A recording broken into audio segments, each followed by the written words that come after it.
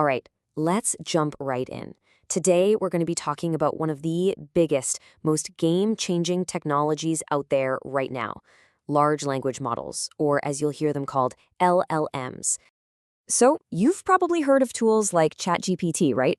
I mean, who hasn't at this point? Maybe you're even using it every single day. But have you ever stopped to think about what's actually going on behind the curtain? What is the magic that makes it work? Well, that's exactly what we're going to dig into. Okay, so let's get right down to it. Let's start with the big picture, the most basic question of all. What exactly is a large language model? Okay, so here's the simplest way to think about it. An LLM is a special kind of AI that's been fed, well, just a mind-boggling amount of text data. We're talking books, articles, websites, you name it.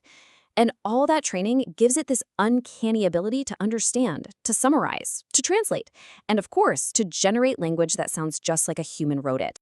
And when we say large in large language model, we really mean it. Seriously. The scale we're talking about is almost impossible to imagine, but let's give it a shot. These models are trained on petabytes of data. Now, that word probably doesn't mean much on its own, so let's break it down. You know what a gigabyte is, right? Your phone probably has a couple hundred of them. Well, a petabyte is 1,000,000 gigabytes. 1,000,000! It's an absolutely astronomical amount of information, way more than any human could ever read in 1,000 lifetimes.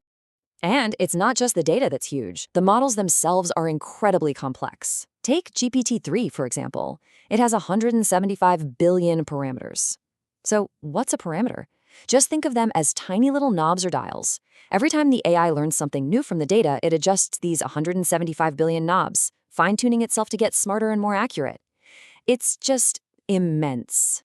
Okay, so we've established they are massive. They're built on an ocean of data, but how do they actually work? How does all that information turn into a single coherent sentence that actually makes sense? Let's pop the hood and look at the engine room. It really boils down to three core components. You've got the data, the architecture, and the training process. Let's take a look at each one. First up, you have the data.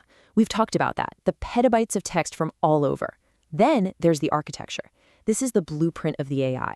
Most modern LLMs use something called a transformer architecture, and what makes it so special is its ability to understand context.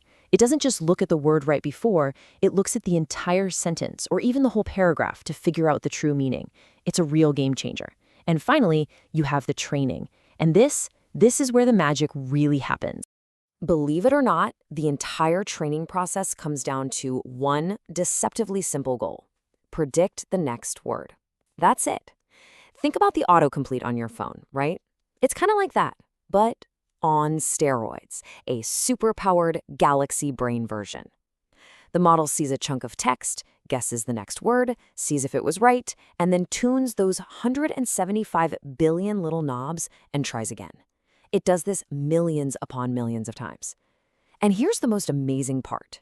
By just getting really, really good at this one simple task, all these other incredible abilities just emerge. Things like reasoning, summarizing, even writing poetry. Nobody explicitly taught it how to do that. It just learned. Okay, that's the tech deep dive. Pretty cool stuff, right? But let's be real. Why does this matter to you? What's the actual real-world impact?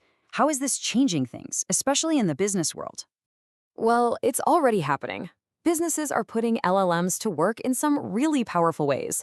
Think about smarter customer service chatbots that actually solve your problem instead of making you angry. Or automated content creation. We're talking emails, blog posts, you name it, written in seconds. And it's even a huge help for software developers, assisting them with writing and even debugging code. And honestly, we're just scratching the surface here. This is only the beginning.